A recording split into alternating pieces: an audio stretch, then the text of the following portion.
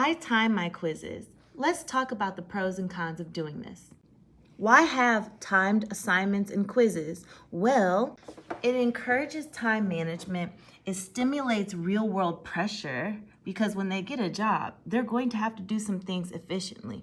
Not everybody is going to be a YouTuber. Not everyone is going to work for themselves. And even if they do, they should have a sense of urgency about their business. Timed quizzes help prevent overthinking, and it keeps assessments fair. I really do say you either know it or you don't at this point. Don't worry, I say it in a nicer way. I'm sorry, you either know it or you don't at this point.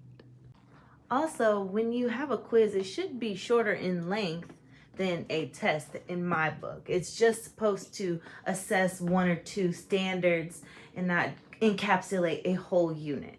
So students know that if they receive, got air fryer in this nice.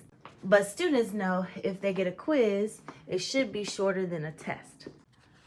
Timing your quizzes and tests also makes sure those who receive time and a half or longer are getting the appropriate and the exact amount of time. If your quiz is 25 minutes and then a student receives time and a half, they can go sit in a different area to take the remainder of their quiz for that total of 50 minutes if they get time and a half. Some notes on that: if that student has a 504 or IEP, make sure you make those accommodations known to them ahead of time and in secret. I pull the student aside. I say, hey, would you like to sit in the side room? Or hey, this is how it's gonna go. When time is called for general class, feel free to walk over to the other room to finish your quiz. Let's talk about the cons. Of course, this can increase anxiety. Some students can struggle with time pressure, which can negatively affect performance. Us as teachers is still to help them overcome that obstacle because this is still training for real life.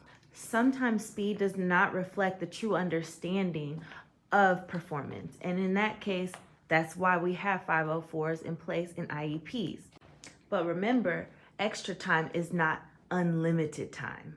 You need to discuss supports with these students. If you have a student with dyslexia or dysgraphia, you need to help them learn how to set up their own organizer. Put the variables here, put your work here, put your answer in units here, but that should be done in the classroom ahead of time. For other students, is go through each problem.